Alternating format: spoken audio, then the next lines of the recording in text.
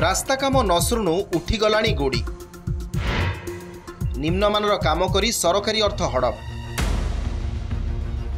एपरी अभियोग आसी जाजपुर जिला बरी ब्लॉक रु ए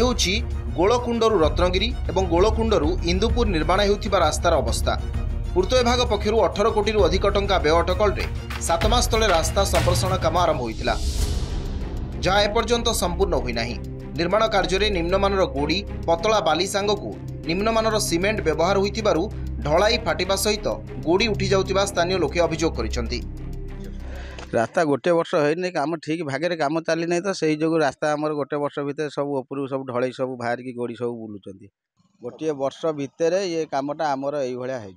ऑफिसर सब मिसिकी पैसा तांकर हेरफेर करके सब खाई ये सब कर रास्ता काम भल भाव रिपेयरिंग करूँ पुनः पकातु से जेकी कहते हाँ 5-6 मास थे आसवे बुलिक चली जाए कौन रेगुलर किए आसते नहीं ये कंट्राक्टर मनमुखी सार काम कर कौन ये सब तो पेटी कंट्राक्टर बा जे अच्छा से सब लांच नहीं काम चलती तेणुकर किए खाइला किए नगला ये तो काम कर चलु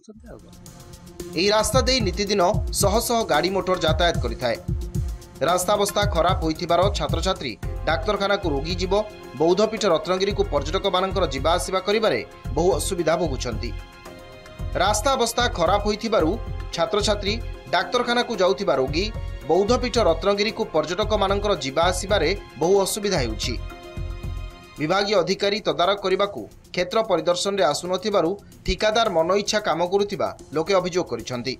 आमे चाहूँ कि रास्ताटा भल पूर्व सरकार थिला या करचंदी ये सरकार आसी जदि रास्ता को भल भाव करेंगे लोक जीवा आसवा यातायात स्कूल छुआ भी 6टा गाड़ी पशुची माने स्कूल छुआ को नापी बहुत असुविधा होउची। गोलकुंड ठार रत्नगिरी रास्ता एक्चुअली सर